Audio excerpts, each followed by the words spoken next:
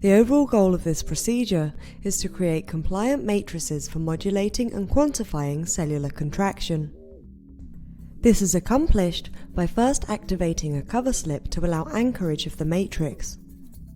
The second step of the procedure is to polymerize a polyacrylamide gel to the activated cover slip. The third step of the procedure is to plate cells onto the gel and allow them to adhere. The final step of the procedure is imaging the gel to generate data to be analyzed by traction force microscopy protocols. Ultimately, results can be obtained that show cells applying traction forces to their matrix through traction force microscopy.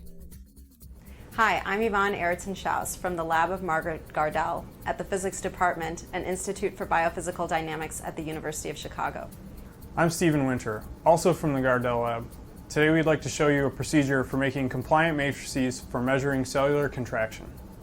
We use these procedures in our lab to study contractile actin-myosin networks. So let's get started.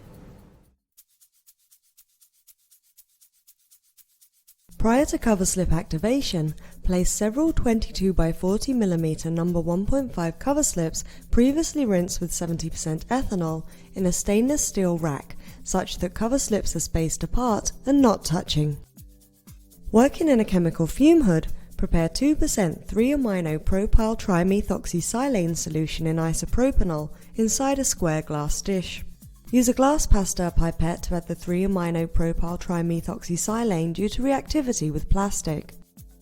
Fully immerse the cover slips into this solution and incubate for 10 minutes while stirring on a stir plate in the fume hood. After soaking the cover slips, wash them.